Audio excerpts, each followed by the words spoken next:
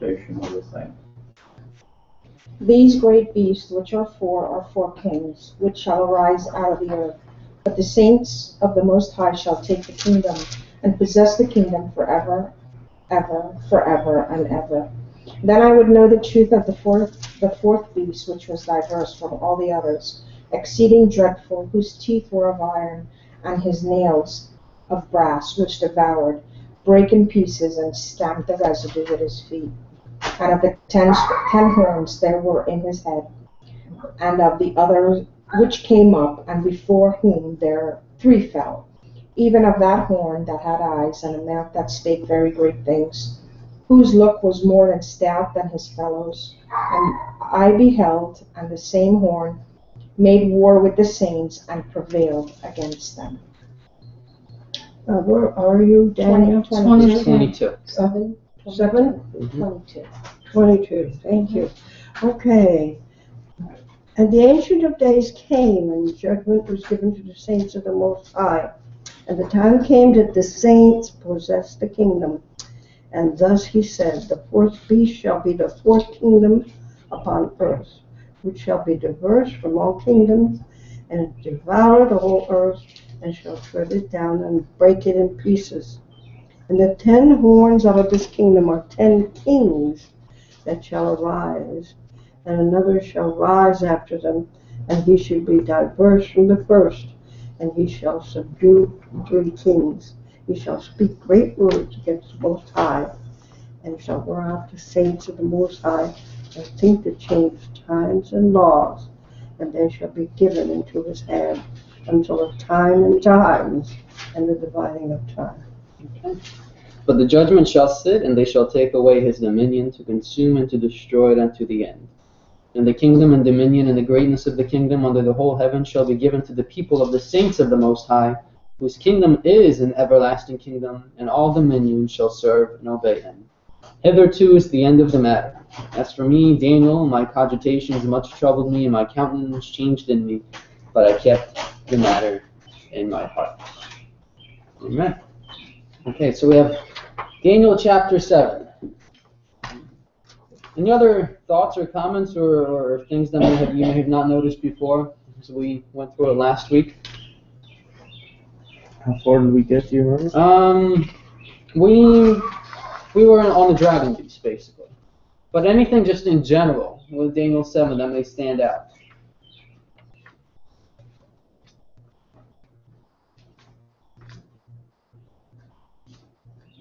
Because my mind was brought to the conclusion of Daniel 7, which I really liked, that I kind of didn't mention last week.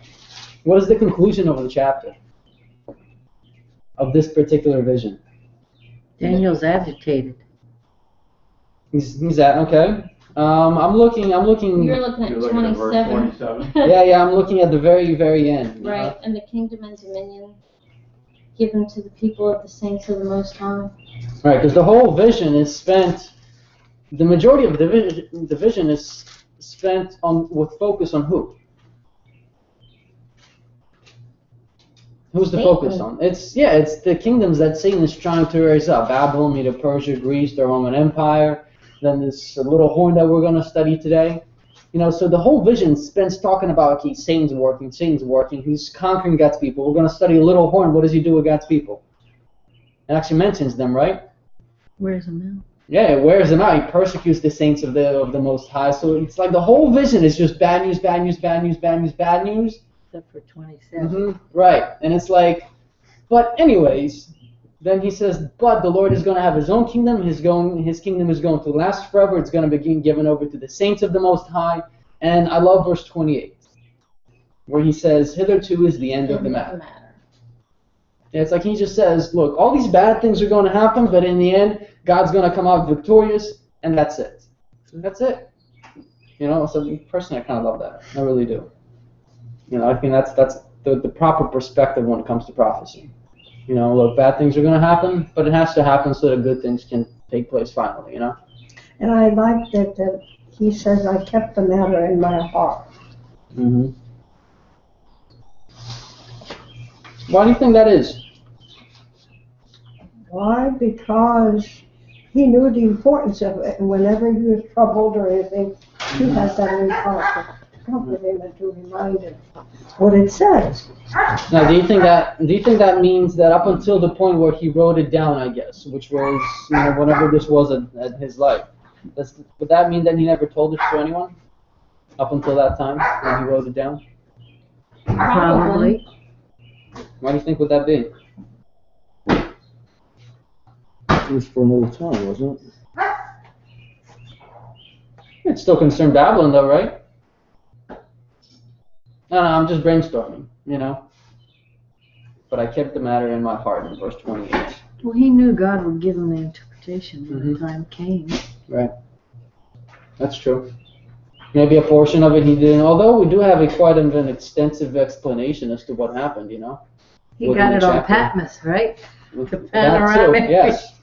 But even in this chapter, the angel is specific. Look, this is this power, it's this power, then it's the next one, then there's going to be another power, the little horn, he's going to do this, persecute God's people, blah, blah, blah, blah, blah, blah, blah, blah. So Daniel got the series of events, exactly what's going to take place. So, because I was thinking, I understand if he doesn't fully understand the vision, like with Daniel 8, then he may, ask for the Lord for the answer and just wait. Okay, Lord, on your own time, you're going to reveal the answer. Then I'll reveal to my friends, the full vision that you've given me. That's what I was thinking. I don't know, because verse 2 it says Daniel spake and said, I saw in my vision by night.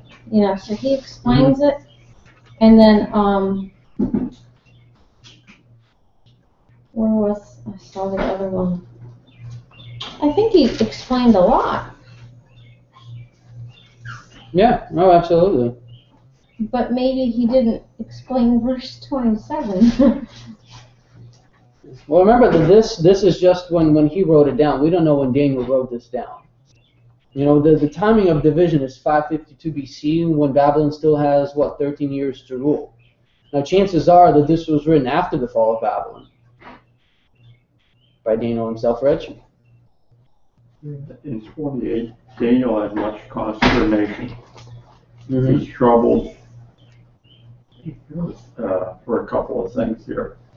If we go to Luke 2:19 or 2, Luke 2:19, you said? yeah. No, but when you're talking about Mary. Mary kept all these things and pondered them in her heart. Mm-hmm. So she was. Right. Huh? Yeah, I agree with that verse. Yeah, that's what I was thinking of too. And she kept them.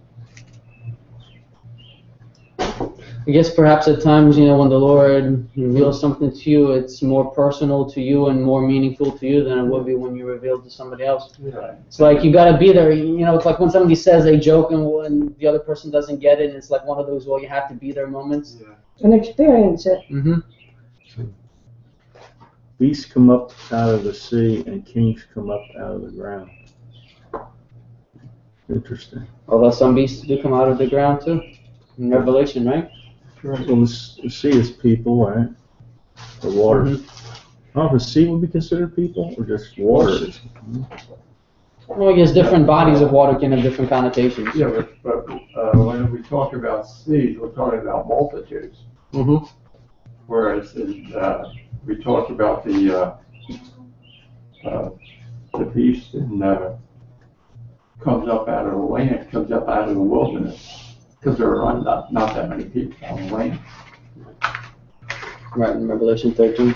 Because most of the greatest population of Europe is around the Mediterranean. Mm-hmm. Yeah, this area wasn't considered inhabited at all. Very lightly inhabited. So, well, I guess we're going to have to ask that of Daniel also when we get to see him. Okay, so we did, I think we finished up. Yeah, we finished up a little bit ways down on, actually on the leopard. I thought we were down on the dragon beast. Anyways. Okay, so Daniel 7. Let's really quickly run this down. What's Daniel 7 about, mainly? The focus of the vision is 4 beasts. 4 beasts, and then also an Interpretation. interpretation, and after the 4 beasts, there's also a little horn, right? That's. I just want to mention that because that's going to be our focus today. Again, what year is the vision given? 552. 552, right? It's the which year of Belshazzar? First. Okay, what do we mean by first year? It's his first full year. First full year, good. Just a quick review, just Oh, minor. I got something. Yeah, minor details that we've been mentioning for a while, so I might as well just bring them up. Okay, so how does the vision start off? Can someone read for us verses 1, 2, and 3, please? In the first year of Belshazzar, king of Babylon, Daniel had a dream and a vision of his head upon his bed. Then he wrote the dream and told the sum of the matters. Daniel spake and said, I saw in my vision by night, and behold, the four winds of the heavens strove upon the great sea. And four great beasts came up from the sea, diverse from one another. Okay, so tell me what that means. What is Daniel beholding in vision? I want you guys to explain to me Daniel 7 and the little horn. I want you to teach me. What is these verses talking about? It's done by the heavens work. All right, the four winds, what do the four winds represent? Strife. Strife, Right, war. strife, war, conflict, destruction. And we looked up about a bunch of verses, especially in Jeremiah when it comes to that. Where is this warfare and destruction and strife taking place? In the populated areas. The great Right, upon the waters, right? Right. Now it mentions waters as in plural, right? Why would it mention waters as opposed to water? Singular. Because I'm thinking it's more than one place. Right, the succession of these kingdoms, each beast, even though it comes up on the scene out of the sea, which means the sea meaning multitudes, tongues, people, and nations, right? I think you guys already said that. Right. But you're absolutely right. It's not when these beasts come on the scene. It's not always in that same exact place. It's not always in that same exact set of waters.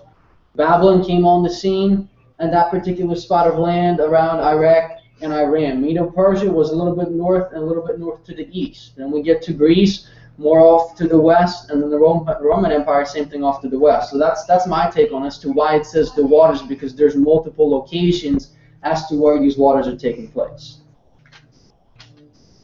But you're right. So the four winds striving upon the great sea represents. Peoples, nations. Now the four winds is strife. Right. So it represents. War, destruction. Which involves who?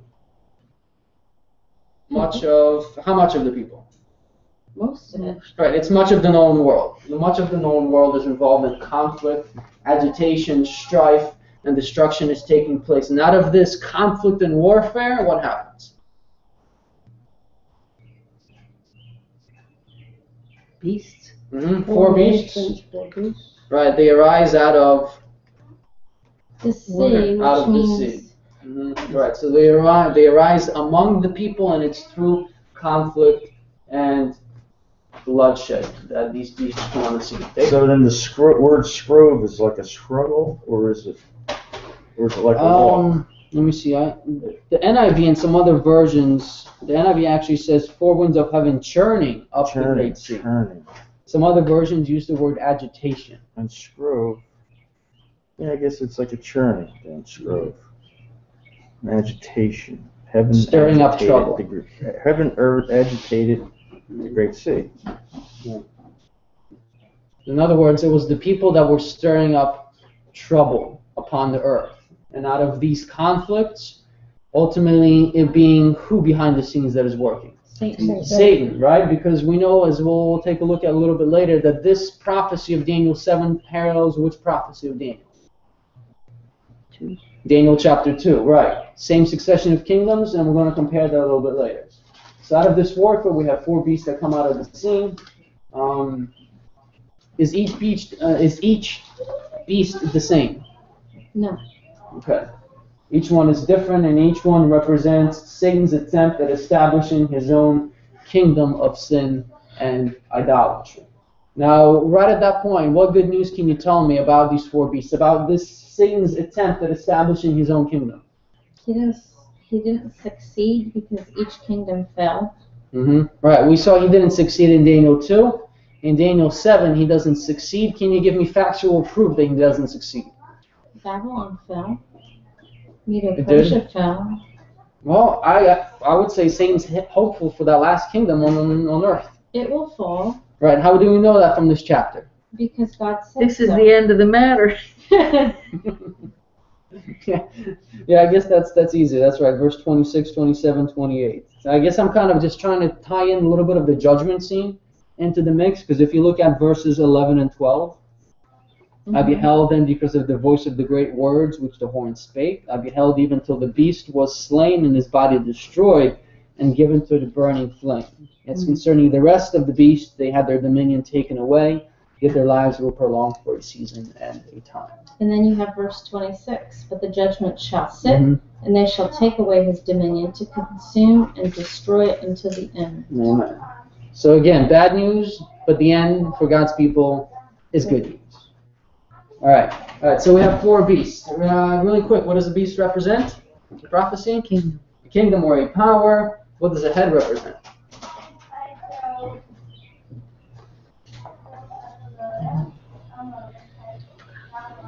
Can't really represent the same thing, right? At times the head may represent the subdivision of that power, but it can still represent a kingdom in and of itself, although it may be part of a bigger entity.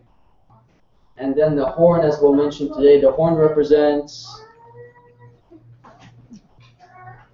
What can it represent? Control. A different part, right?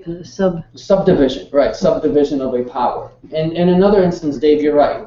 When you're looking at some parts of the Bible and you're trying to derive a little bit more symbology or figurative meaning from a horn, for example, like Nimrod, the horned one, yeah, it's a symbol of power and control that he had over the people. But in pure prophetic symbolism, it just represents a subdivision of the power. Okay, so the first beast was? Lion. Can someone actually read that verse? Let's read it really quick. I think it's verse, was it 4?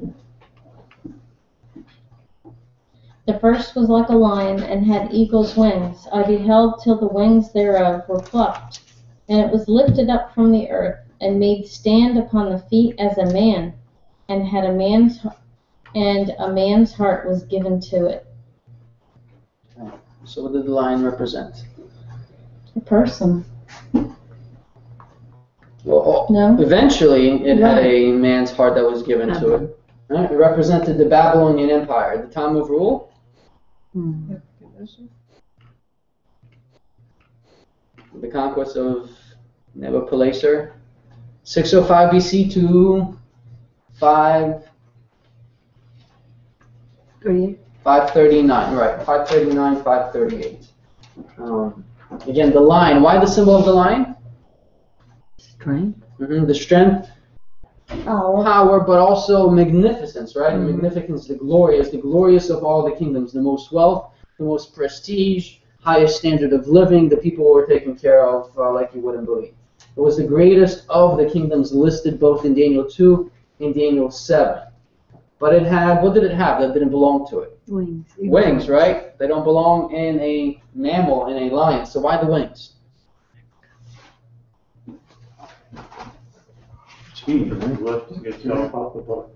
Right, yeah, there's 2 meanings. First and foremost, when it comes to its physical conquest, it was fast, it was swift. 1, 2, 3, Nebuchadnezzar and his father, they conquered the world and ruled supreme as a result. And Rich is right. The other way that you can take a look at this, the lion's wings, the wings help you to ascend, right, to lift yourself, ascend yourself up. Spiritually speaking, if you lift yourself up, you're talking about pride, exaltation, self-gratification. The focus is on you. It's pure selfishness. And so as we saw that once this king conquers swiftly, it becomes full of itself because of its power, its splendor, its dazzling glory, and so it lifts itself up against none other than the God of heaven. And we know that ultimately this in and of itself, this idea of the eagle's wings, who does it eventually return to? Which being this idea of raising yourself up. That's it, right. It goes back to Satan. Because ultimately he is the one behind this power. He is the one that has said, look, I'm going to put myself in the place of God. I will set up my own kingdom, but I will do it through human beings. And so that's what Satan tries to do with this power. He aspires for a position which it's not supposed to have. And when we do that, what happens? When we aspire for a position that we are not called to? God takes us down. Right. Just like Laodicea, you are spewed out. Spit it out. You persist. Okay. And then as Michelle said, the man's heart is given to it, which can be seen in one of two ways, right? What are the two? What's it? Change of heart. That's right. One, that it will be humbled. It will lose its power and dominion because of its boastings, its pride. And the other one was the fact that Nebuchadnezzar had a change of heart down the road. He was ferocious. He was untamed in his heart and character, but with time, he was humbled and subdued by God himself. And eventually, he's most likely going to be... So he was a real coin. That's right. Okay. All right, so that's the lion. After the lion, can someone read verse 5? Please. And behold, another beast, a second, like to a bear, and it raised up itself on one side, and it had 3 ribs in the mouth of it, between the teeth of it. And they said thus unto it, Arise, devour much flesh. Okay, so another beast. This time it is a Bear. Okay, and what did the bear represent? Middle Persia. Medo Persia. What years of rule? 539, 331. All BC. Okay, so what can you tell me about this power? Medo Persia was next on the scene. What did it do? Devour much flesh. Devour my flesh. It slaughtered the enemies before it with its massive armies. What else?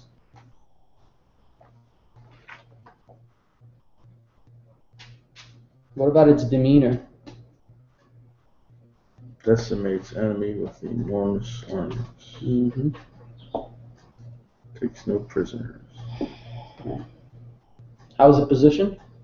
Up on one side. What does that Persia was more dominant. mean? Right. One side of the power is more dominant than the other, and we know that was none other than Persia. Right. Persia was more dominant in civil matters.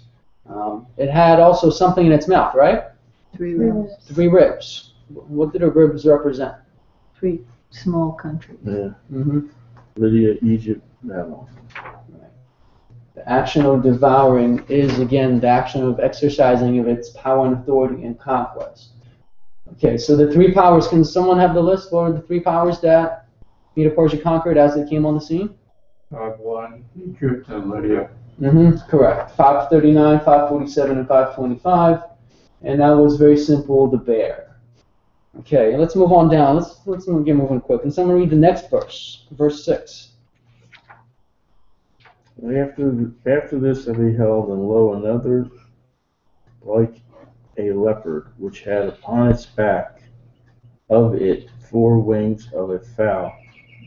The beast had also 4 heads, and dominion was given to it. Okay. The leopard. This time a leopard. Leopard is known for his speed. Okay, and the very fact, there's something added to that, right? In this particular beast, how do we know that this beast has great speed on top of the very fact that it's a leopard? 4 wings. 4 wings. That's a little bit different from the lion, right? The lion, the first beast had how many? 2. 2. This time it's 4. What would be the significance of that? Faster. Right. So 4 wings, even faster speed of conquest than anyone who had this before. And that's what we mentioned about Alexander. Do you remember what we mentioned about Alexander the Great? Oh, the things that he did? Or rather, the time when he was pondering how he was going to conquer Asia. Something happened, right? We read it last. He had a dream, right? He had a dream. Who gave him the dream? God. It was God himself. What was in the dream? That Cross. he should just go because he's going to conquer. Exactly. Yeah, don't even ponder this. Don't even try to figure out how you're going to do this. I'm with you. This was prophesied. Go, and I'm going to open up the way before you. There's a lot of stories of Alexander. Yeah, well, I guess if you're willing to put yourself out there to be used, You hear one about the knot he cut with the sword? the knot. The Gordian knot? I don't think so. That's what my history teacher told the class. Supposedly there was a Delphi oracle, and they had a chariot there with a knot on it. Mm-hmm. And it was a big knot, like big. And the thing was, whoever untied the knot was to be the ruler of the world. And Alexander looked at it, took out his sword, and cut it in half. It's kind of. That's the story of history. It's like one of those Excalibur stories. He cut the Gordian knot instead of untying it. Just cut it in half. Took the chariot. I'll have to look it up. Went conquering. Okay, so I'll just put down Alexander had a God-given dream. And then he goes to conquer. Yeah, they didn't teach the dream in history class. Yeah, I was amazed when I stumbled upon that when I was reading through what Josephus wrote, and I was like, whoa, this is fascinating. Okay, so it has 4 wings. What else?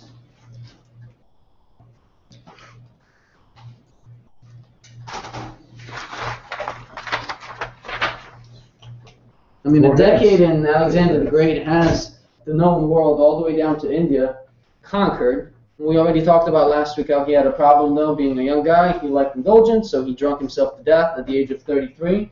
When he turned 33 and killed himself with the drink, what happened? Because clearly, if you're a king of a kingdom, when you die, something happens to the kingdom, right? Passes on. Right. Yeah, either passes on to somebody else, it splits up, or it's conquered. You It know, went to his 4 generals. Well, in Smith, it says they fought for it, and that's what was left was 4 generals. So there was a lot of fighting and killing, and those 4 generals were the only ones left. That right. Yeah, because there was more. There was more more. generals than just 4. It's There just these 4 were the ones that came out the strongest. and according to Smith, Alexander's children were killed. Took them right out, killed them. Yeah. Vicious. Well, if you're trying to take the throne, I mean that's the first thing you're going to do, so that nobody has a right of inheritance to it. It's so sad. Okay, so the 4 heads is And his son had a name goat attached to it. get a what? He was. It says in Smith he was not. He had a. It was. There was Alexander, and then there was Hercules, and the Alexander had a goat after his name. The okay. Greek word for goat, almost like he was sacrificed. If you read it, it's like. Takes you right back to Daniel 8. Yeah, it's like they killed the child, and he had the name goat. So weird. Okay, so the kingdom is divided into 4 parts, 4 strongest generals. Do you remember who they were? Ptolemy. Okay, one was Ptolemy. Cassander. Ptolemy, Cassander. Right, Cassander. Chimicus. I actually had one name now. Ptolemy. Well done. Yeah, the one with the L. You're getting close. It's Lysimachus. Lysimachus. Yeah. Everybody remembers Ptolemy. Try to remember the others. Lysimachus and Cassander or Ptolemy. Who was the other one? Ptolemy, Cassander, Lysimachus, and starts with an S. Seleucid? Yeah, Seleucus. Seleucus. I can never. I see the word. I don't know how to pronounce it. Seleucus. I always just think of the Seleucid Empire That's that right. came on, that he gave rise to. That was Ptolemy, trouble. Cassander, Lysimachus, and Seleucus. Seleucus. The Seleucus Empire. Hard names to remember. And I don't know. I think I marked that down on the handout. That dream that was in Josephus, Antiquities of the Jews, book 11, chapter 8. So I think it should be on the handout, and we should be good to go. Okay, so ancient Greece is on the scene as a leopard, conquering fiercely. Anything else for the leopard? Has 4 heads. Mm-hmm. That's the 4 heads then. Yep. Yeah, the kingdom divided into 4 parts. Anything else? That's one of the ways we see how the head is established as a division or a subdivision of a power while still being a kingdom. Figurehead, head. Just it's part of a slightly bigger entity. Now let's remember also that we have Babylon and Medo-Persia. Where were they geographically? Babylon was to the north. Medo-Persia. Mm-hmm. Where would that be? The south. I guess I should have done it differently.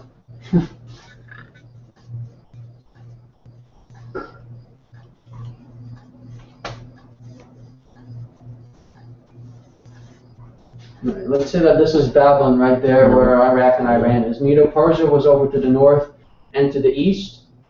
The next kingdom that was on the scene was the leopard, right? Leopard was Medo-Persia. Where did, leopard was ancient Greece. Where did Greece reside geographically? No, that would be north, right? It was off to the west. All right, northwest. Right, and this is where you have the leopard. Greece was right past Turkey, off in actual Europe instead of minor Asia. When we get to the next beast, which we already know is who? The Roman Empire. Where does the next beast move off to? Geographically. More west, right? More west, right. This is going to be the dragon beast. And there's just something to keep in mind for just our general Christian friends out in the world that look, when it comes to Daniel 7, as we move through prophecy, prophecy is moving west. It's not moving back into the Middle East, it's moving The world's west. getting bigger. It's growing. Right. The known world.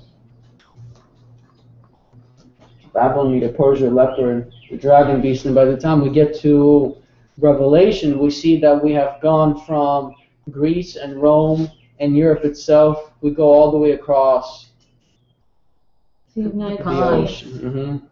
All the way across the pond, the ocean. West. Okay, so that's the leopard. There's a fourth beast, right? Let's move forward. Let's jump to Daniel chapter 7. And can someone read verses 7 and 8, please? After this I saw in the night visions, and beheld a fourth beast, dreadful, terrible, strong exceedingly, and it had great iron teeth. It devoured and brake in pieces, and stamped the residue with the feet of it. And it was diverse from all the beasts that were before it, and it had 10 horns.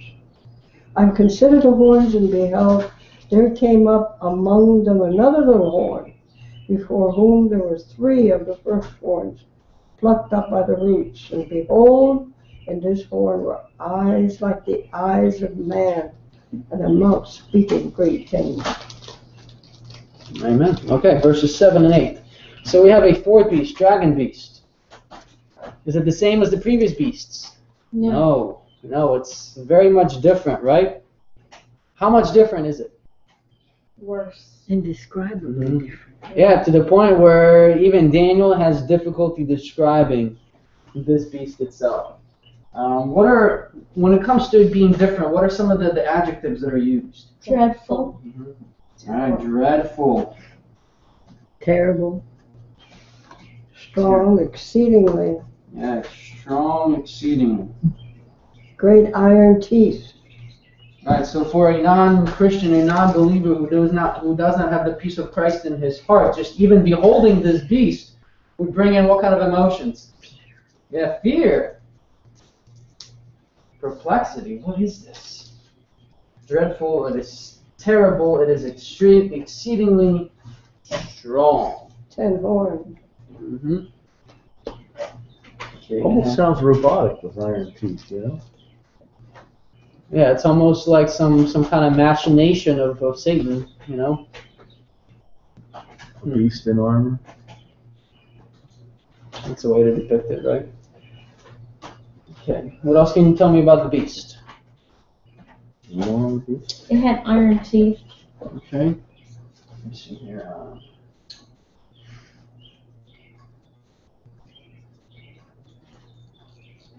Okay. What would that point you to?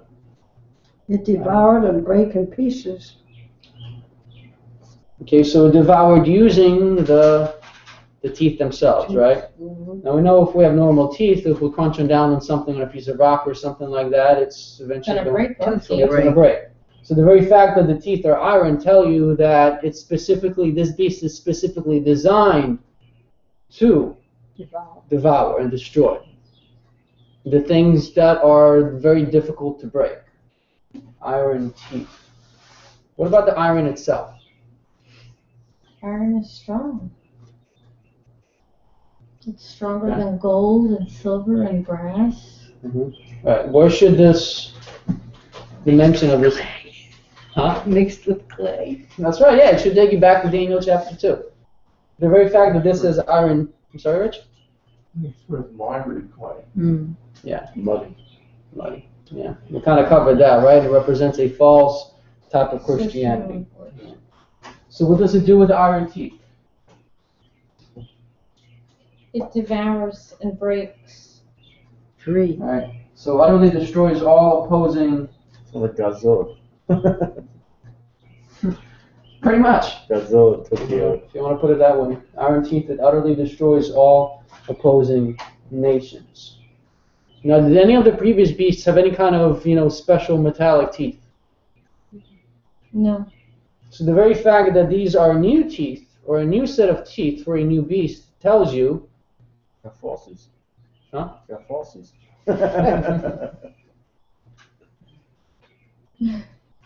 What could that reveal to you about the teeth? That it has great iron teeth, which none of the other previous beasts had before, He's and going that. to do different things differently. He's going to destroy differently. Right, which means that there are new. Tactics. Right, new tactics. Legislative. Well, Because it's by the mouth. it's true. The way I'm looking at it, first and foremost, is that the iron of the teeth, it's used to specifically devour. Devour, here the connotation is the destruction, the devouring of the nations, of making them disappear off the scene. So to me, when you look at it, these are new teeth that are coming on the scene, points to me that these are new tactics of warfare, because that is what the purpose of the teeth is to devour other nations. Which tells me, you look at Rome, Imperial Rome, when it came onto the scene, one of the main reasons why it was so successful and over such a vast area is because of its legions. It employed new tactics of warfare, where even their Training in this. the training and the discipline, the different formations and battalions that they could form and everything. Nobody had ever seen anything like this up until that point. And so the new tactics of warfare helped this dragon beast come as a dominant power. And again, we know this already to be Rome. Imperial Rome. What is the date of rule?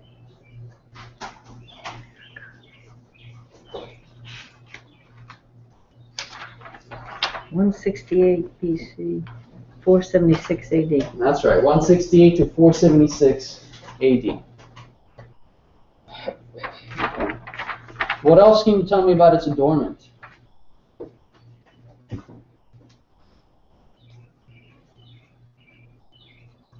Because there is something mentioned there in relation to the teeth, right?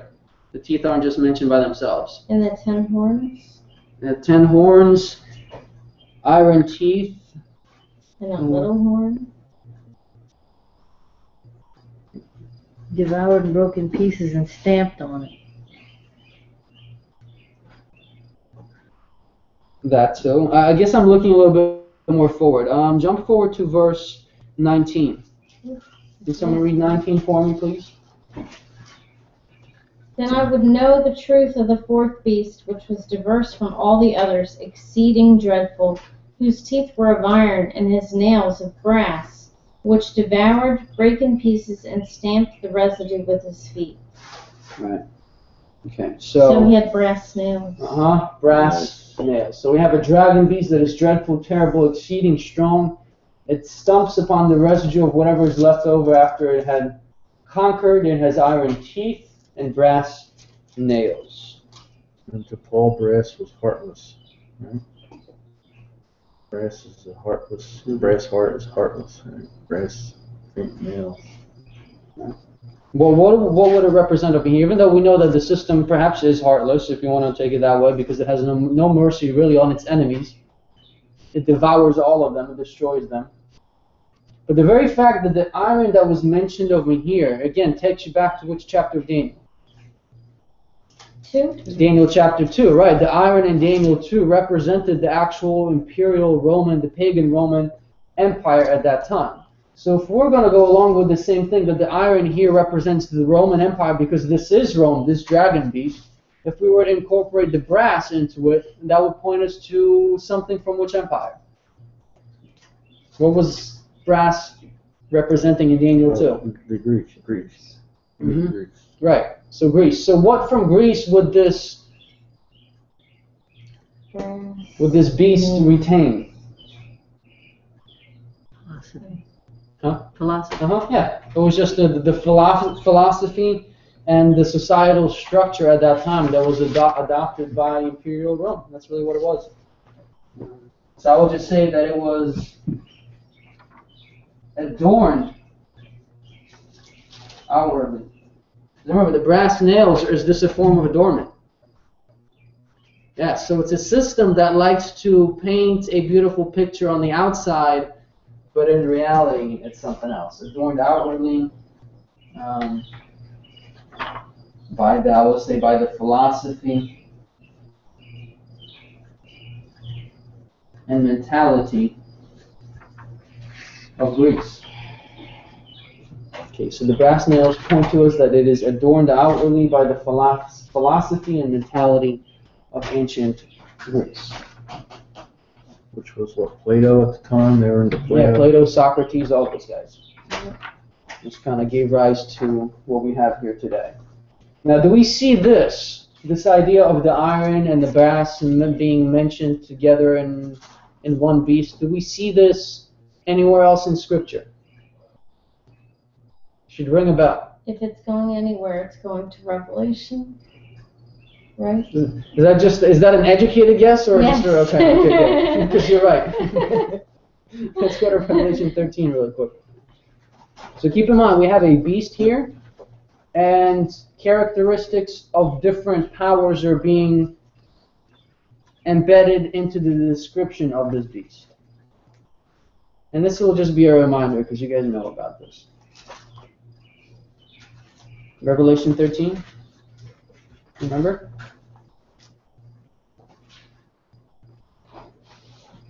Revelation 13, verses 1 and 2. Someone could read it for us, please. And I stood upon the sand of the sea, and saw a beast rise up out of the sea, having 7 heads, 10 horns, and upon his horns 10 crowns, and upon his head the name of blasphemy. And the beast which I saw was like unto a leopard, and his feet were as the feet of a bear, and his mouth as the mouth of a lion. And the dragon gave him his authority and his seat and his great authority. His power. Sorry. His power and his seat and his great authority. Okay, so that beast that we're going to study out in Revelation 13, does it have something similar that we're seeing with this beast? Combination. Yeah, of all of them. you're seeing parts of it. Yeah, it's a combination of all. Mm-hmm. It's the same thing as we'll study there. Here we have imperial Rome that comes on the scene. It conquers. Did imperial Rome begin to conquer and control eventually the land of Medo-Persia, of Babylon, and also of Greece? It did, right. So naturally, because at least that part of land was part of the Roman Empire at the time, the influence from that patch of land went out and spread like wildfire, especially the philosophy and mentality. But yeah, in Revelation we see the same thing. Do we see all these beasts mentioned in Revelation? It was first the mention of the bear, right? In verse 2. Or a leopard, then the feet of a bear, mouth of a lion, and there's also the mention of a dragon, a dragon-type beast. So when we get to it, we'll kind of come back to this, but just a little connection that I wanted to mention. Okay, what else can you tell me about Imperial Rome? There's one more thing, one general thing that I want to write down. They were great copiers. They were what? They copied a lot of the things they conquered. They 7 heads and 10 hands. they used whatever they found. They took a lot of innovations from different countries. Right. They weren't. They used what they ran into and they saw it was good. They took it. They try to incorporate it into their system. Belief systems and all. Their religious system. Mm. They brought them in because that way it showed that they had some respect for the religious system. And they gave them their own And names. they would give money to the religious leaders of that country to embellish their temples, Right. and other people had the power. Yeah, we know that. Religious leaders. And just They like controlled the people. And just like with the philosophy and mentality, Rich is right. It was the religion that was affected too. Because what was affected by it again? By Greece, right? Mhm. The mythology. And did the Roman Empire have a system of mythology when it comes to their spirituality? Yes, they did. The names were different, of course. But the god Mithra, which came out of Medo-Persia, Mm-hmm. was the main religion. It became the main religion of Rome. Right. Mithra Yeah, is- some things were changed around, but effectively it was still the same principle. You still had the same gods that died, and after 3 days were resurrected. The female god with the little baby, Madonna and the child, all of that. They changed the name it of was Zeus. brilliant in its simplicity. Mm-hmm. Yeah, it was. There's one thing we didn't mention, that his dragon beast, again, was it be similar to the other ones, or very much different? Right. So it will be diverse enough to the point where this would have to be mentioned. That look, even though you can see that this beast looks different, I have to tell you that this beast is diverse. It is different, which means that this has to be a special kind of difference, not just the fact that this is a different kingdom. There's something different about this, or one of the aspects of his kingdom is different from the other kingdoms prior to it.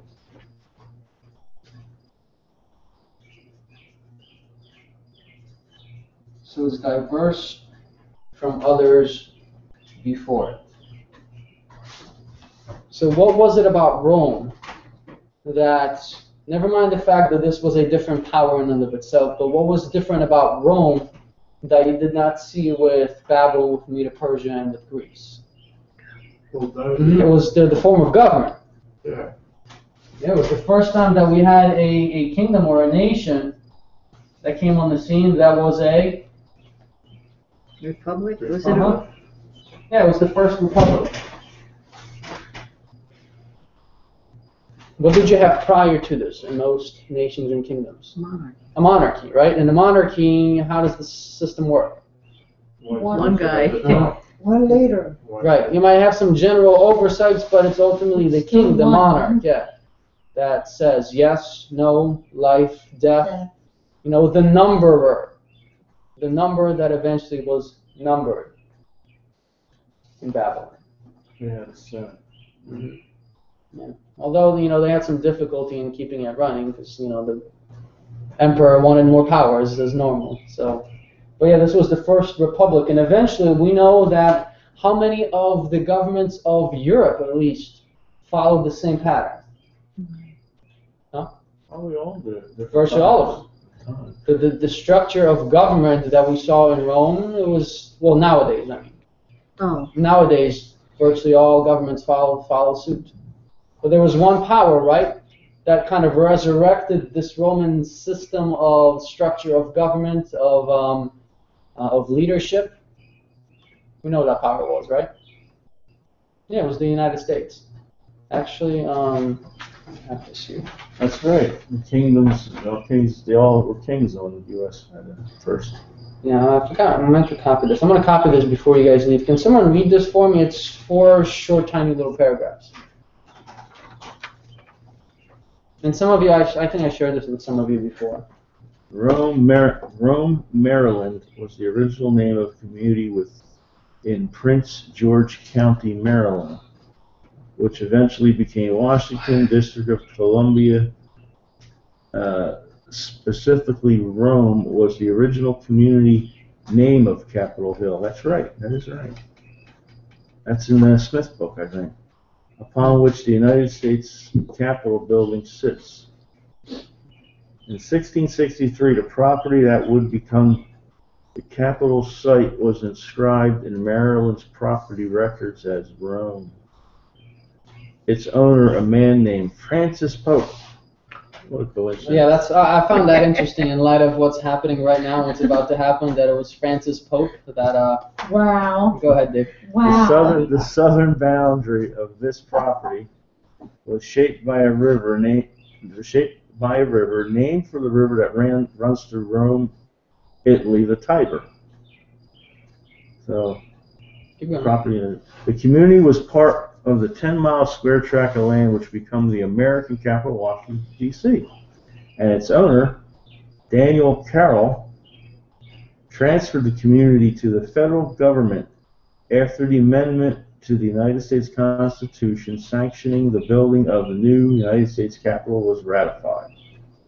Daniel Carroll was the chairman of a three-man commission appointed by President George Washington to find a suitable location for the capital city. A signer of the Declaration of Independence, Daniel Carroll was a Roman Catholic educated by Jesuits in Maryland and France. His brother John Carroll became the first Catholic bishop in America, presiding over the See of Baltimore, which included Washington, D.C. John Carroll also founded Georgetown University, where all the trouble comes from.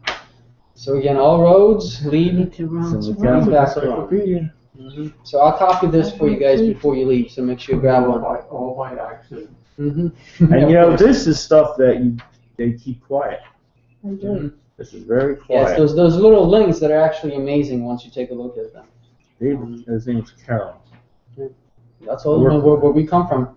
Rome, Rome. Washington. Okay, there's one more They thing even about. have a Rome apple. How did that happen? 10 heads, the 10 Yeah, there's one more thing that is missing. horns. It Rome. has 10 horns. So we were sold out in the very beginning. Yep. How come the beast in Revelation 13 has 7 heads and 10 horns? This one doesn't. 7 heads and 10 horns. Well, clearly that one is a tiny little bit different, right? He's a hybrid. Yeah, because notice that this dragon beast represents, it incorporates imperial Rome and then also papal Rome once the little horn comes up. So this dragon beast only represents a small, I wouldn't say small period of time, but a portion of time of Satan's attempt to establish his kingdom. The dragon beast of Daniel 7 stretches from 168 BC up until the very end of time. Oh. You with me? In Revelation 13, when we'll study that beast, we'll see that that beast represents that Satan's false system of worship as it's represented from the beginning of Babylon all the way up until the end. No. It represents that whole system, which is why there are 7 heads and only one of them is wounded to death, because it is only at the time of one of the heads. At the time when this system is at a point of one of the heads, 1798, when that wound took place. We'll have to explain it once we get to it, because it's. But yeah, there's a slight difference. They're not exactly 100% the same. I don't know if that made any sense, but. A little. I hope it Okay. sinks in.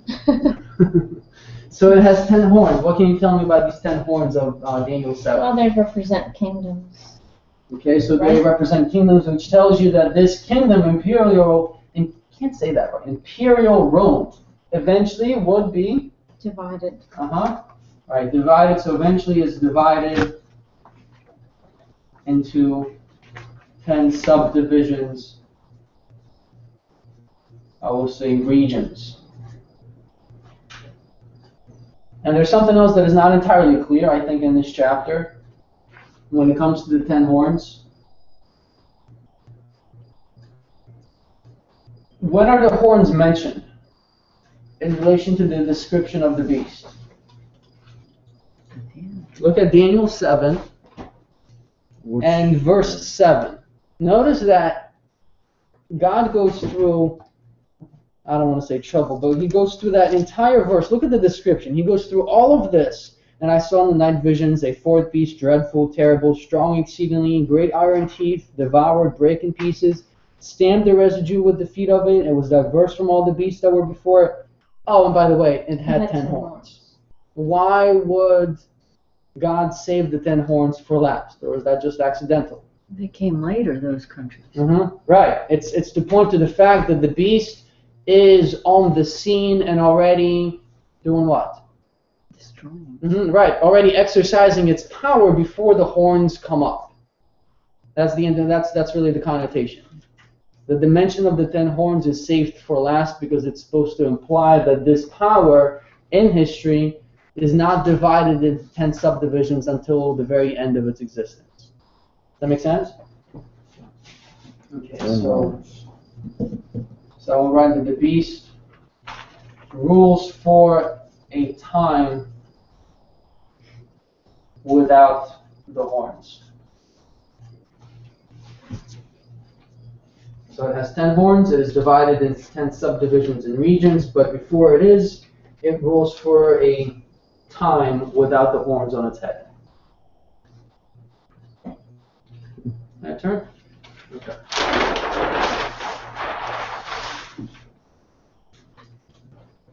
Alright, so what did it divide into? 10 kingdoms. We know that it was specifically around the 4th century AD that it was divided into what we like to call the 10 tribes. Okay, what were the 10 tribes? I never remember all 10 of them myself. So you want the rooted ones too? Yeah, give me all of them. Yeah, the Vandals and the Heroi. Ostrogoth. So we have Vandals, Ostrogoths. Ostrogoths. What else? Visigoth.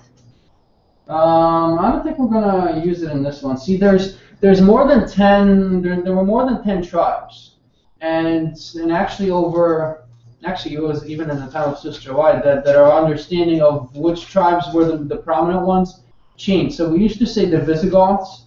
I think some people still do, but there was more than 10 tribes. The 10 is a reference to the 10 that were the most prominent ones that actually had an influence over what was happening. But yeah, we're not going to mention the Visigoths in this one.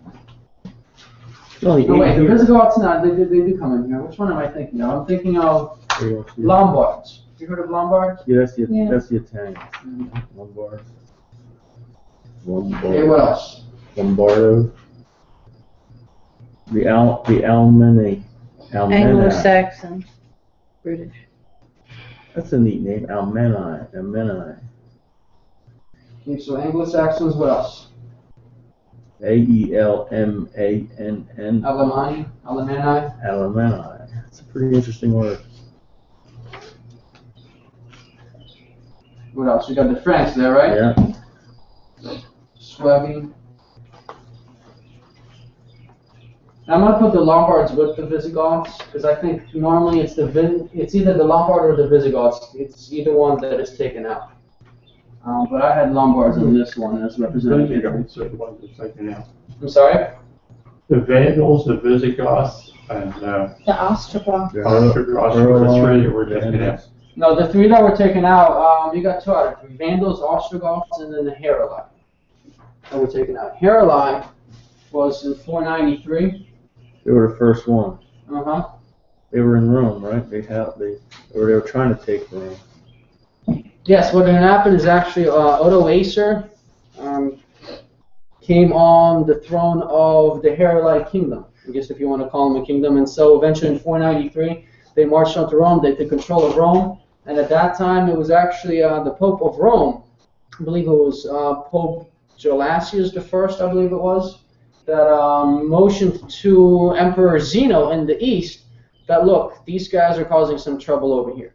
And so as a result, it was the Emperor Zeno that reached out to, it was Theodoric of the Ostrogoths that were in that area at that time. And the Ostrogoths were in good friends with the king, the emperor of the Eastern Roman Empire at that time. I forget who the emperor was at that exact moment. But he reached out to the Ostrogoths, who were his friends, and said, look, we have a problem. We need you to take the Heruli out. And so by the time you get to 493, the Heruli were off the scene. And you can, if you want to write this down, the Heruli took over. They are the ones that took over Rome in 476 A.D. They were the ones that took Romulus Augustus off the throne and imposed their own rule in the capital. And that was in 476 A.D. By the time we see 493, the influence of the Pope of Rome was extended and employed by the Eastern ruler. Okay, so which pope did they take down? Which pope was the pope at the time? Yeah, I'm pretty sure it was Pope Gelasius. that's the one they deposed. No, the one who they deposed was Emperor Romulus Augustus. It was the last emperor of the Western Roman Empire, and that was in 476 AD. And who were the three that were ripped up, the three tribes? That's the first one. Ostrogoths, Vandals, and Heruli? Yeah, But then there's only 6. Where's the We're 7th? missing, yeah, we're missing some. we didn't write all the ones down. I guess we didn't write down Burgundians. Who? Burgundians. That's the one. So that represents Switzerland. You got that on the wrong side, don't you? I just want to kind of keep it even, so it's 5 and 5. That's really all. Okay. Am I missing something? I'm missing something. One more thing. France, Suebi. Suebi was Spain. France was obviously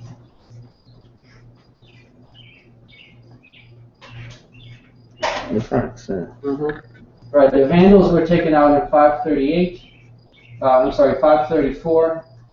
And then the Ostrogoths are taken out in 538. I'm really sorry, it's kind of all over the place. Suebi is actually Portugal. Kind of butchered this right here. So, like, what year did these countries come on the scene as, like, European countries? Or, Actual European countries or just tribes? Right after Charlemagne. It was really around the time of Charlemagne. Because Charlemagne was 800 AD, that's when he was crowned. Okay.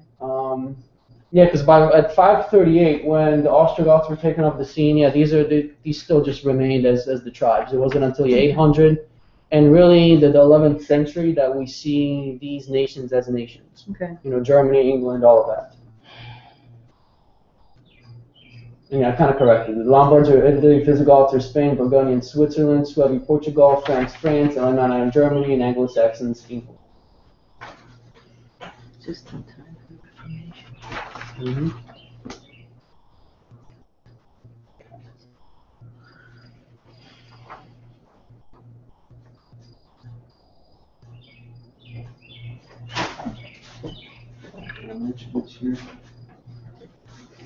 This is going to have relevance to Daniel 11. Which directions? Where did these guys come from? These 10 tribes that broke Rome apart. From Europe. From Europe and also. Spain or Okay. Yeah. Switzerland. The attack Rome from Spain would be from the west. There were some that were in the east, the north, and also from the south. The Vandals actually came up from northern Africa, but they were also taken out through the influence of the Pope. The attack from Rome from the west, east, north, and south, and eventually Rome is divided into 10 parts by 476 AD.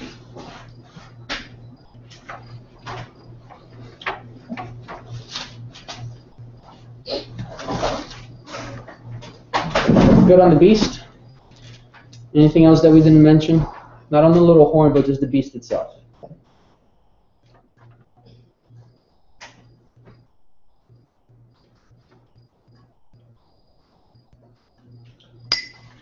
Anything, Doug? Anything? No? Dave?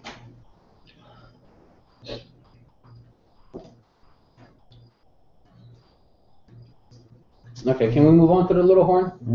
So I think this is pretty basic, pretty much well done. Please do. Okay, good. Trouble. Okay, well then let's jump to Daniel chapter 7. We're going to read verses 7 through 8 one more time, and then also 15 through 25. 7, 8, and then 15 through 25. Or maybe two people could grab that, please. After this I saw in the night visions, and behold, a fourth beast, dreadful, terrible, strong exceedingly, and it had great iron teeth. It devoured and brake in pieces, stamped the residue with the feet of it, and it was diverse from all the beasts that were before it, and it had 10 horns. I considered the horns, and behold, there came up among them another little horn, before whom there were 3 of the first horns plucked up by the roots. And behold, in this horn were eyes like the eyes of man, and a mouth speaking great things. I, Daniel, was grieved in my spirit in the midst of my body, and the visions of my head troubled me. I came near unto one of them that stood by, and asked him the truth of all this. So he told me, it made me know the interpretation of the thing. These great beasts which are 4 kings which shall arise out of the earth. The saints of the Most High shall take the kingdom and possess the kingdom forever and ever. Then I would know the truth of the 4th beast, which was diverse from all the others, exceeding dreadful, whose teeth were of iron and his nails of brass, which devoureth, break in pieces, and stamps the residue of his feet. To 25. Somebody else can take the other side. And of the 10 horns that were in his head, and of the other which came up, and before whom 3 fell, even of that horn that had eyes, and a mouth that spake very great things, whose look was more stout than his fellows. I beheld, and the same horn made war with the saints, and prevailed against them, until the Ancient of Days came, and judgment was given to the saints of the Most High, and the time came that the saints possessed the kingdom. Thus he said, the 4th beast shall be the 4th kingdom upon earth, which shall be diverse from all kingdoms, and shall devour the whole earth, and shall tread it down, and break it in pieces. And the 10 horns out of this kingdom are 10 kings that shall arise. And another shall rise after them, and he shall be diverse from the first, and he shall subdue 3 kings. And he shall speak great words against the Most High, and shall wear out the saints of the Most High, and think to change times and laws, and they shall be given into his hand until a time and times, and the dividing of time. Okay, so we have a little guy, a little horn, that now comes up on the scene. What does this horn do? Once it ascends. Makes war, right? Mm-hmm. With the saints. And he prevails. He subdues 3 kings before it, right? Wear out the saints. Mm-hmm. For how long? 460. Right, times and the dividing of time. Okay, so the first thing that we mentioned is because we were just looking at the very fact that we had a succession of 4 kingdoms. Babylon, Medo-Persia, Greece, and then the Roman Empire, or pagan Rome. Right? Pagan Rome, as we mentioned, already has its end by the time we get to 476 AD. The 10 tribes have come in and broken Rome apart. Right? Now we have this little horn. And I think for us, especially for us as Adventists, I think it's literally the number, one of the most important things when it comes to prophecy, to be able to identify this power. You know, just for someone off the street opens up the Bible. So can you tell me who the number key player is in prophecy at the end of time? Boom. We need to know Daniel 7. Because without this, without being able to open up the Bible, look, he does this, he does this, he does this, blah, blah, blah, blah, blah, blah, blah. Clearly, it can only be this power. If we cannot do that, the rest of the prophecy will fall apart. Because if we can't pinpoint to somebody out there in the world, the general Christian, look, Daniel 7, the focus is on this system, then we're not going to get anywhere with them or with the rest of prophecy. That's what I believe.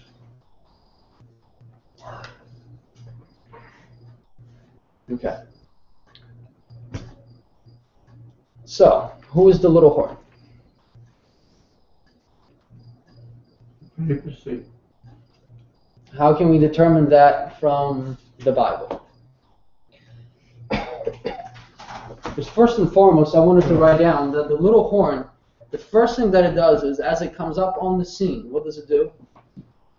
Plucks up 3.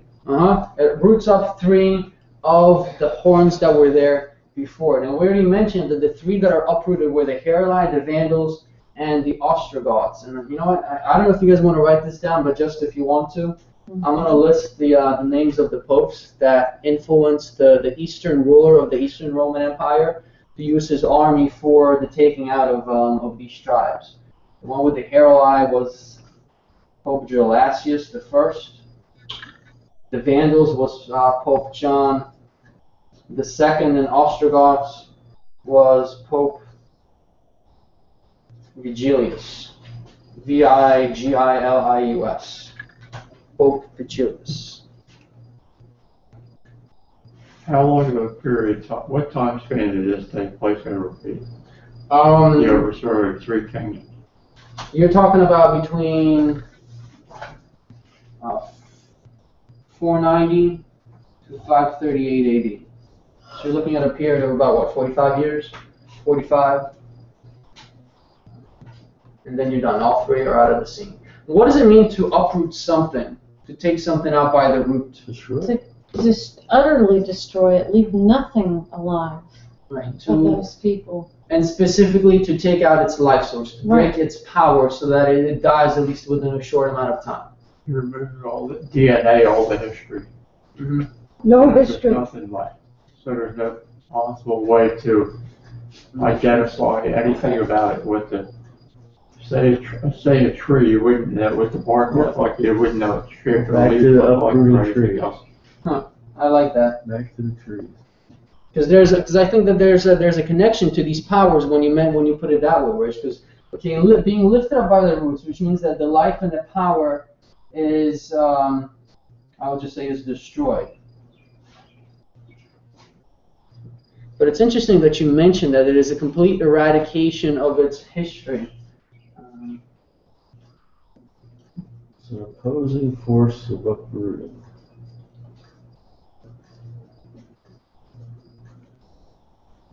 Rich, I really like that you mentioned that.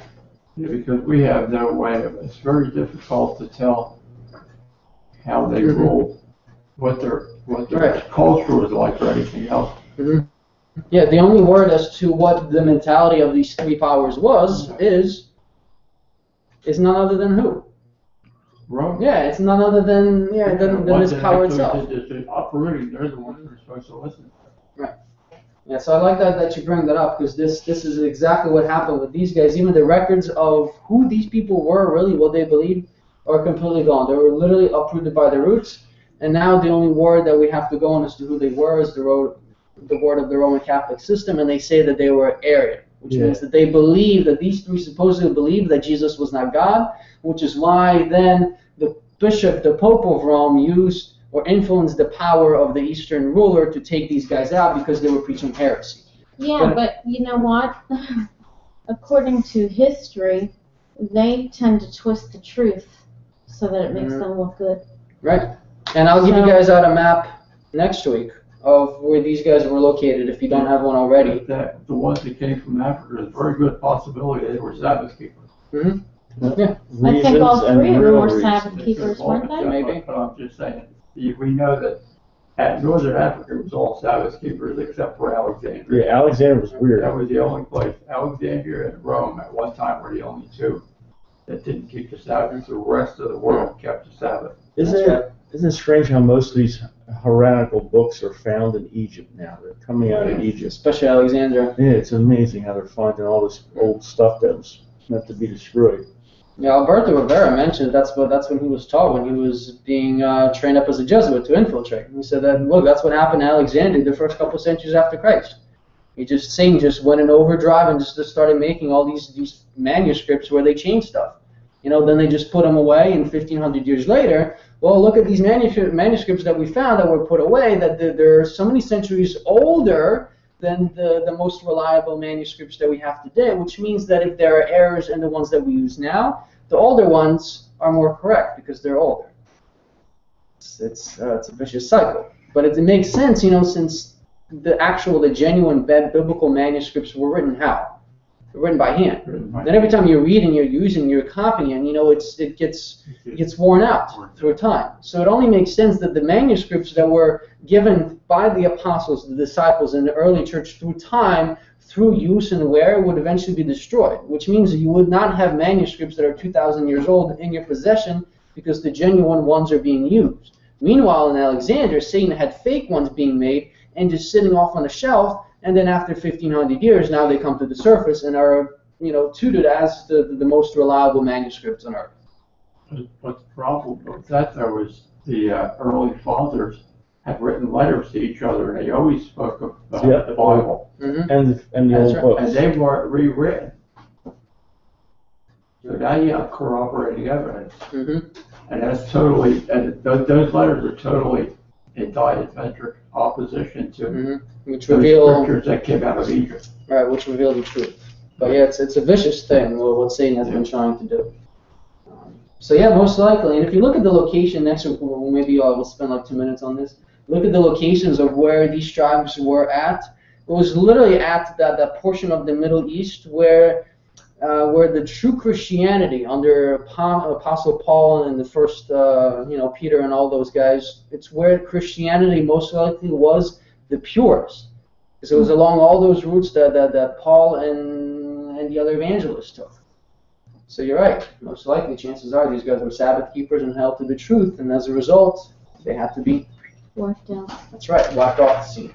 Yeah, so it's the beginning of persecution by Christians, supposedly Christians. Mm-hmm. Although the real intensity of the persecution doesn't happen. Up. Yeah, it doesn't really start until the 1100s when the Inquisition took off. So I'll just mention, and again, when did the little horn finally come up onto the scene? Well, we're going to come back to this next week. What year?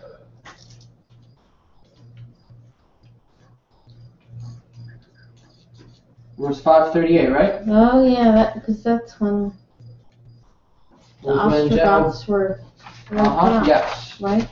Mm-hmm. That I remember. All right, that's when General Belisarius of Emperor Justinian marched into Rome and reclaimed it from the Ostrogoths. And this was when the power of the Ostrogoths was effectively broken. And just like you were to pull up a plant by the roots, a small plant, just give it a little bit of time and it will die. And that's exactly what happened with the Ostrogoths. Their power was broken in 538. And I believe it was by the couple of decades that they kind of just dwindled down and vanished into nothingness by the 1550s.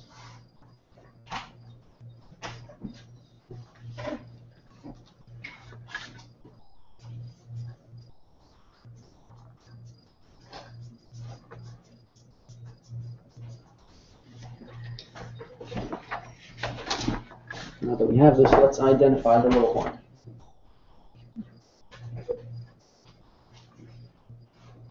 Okay.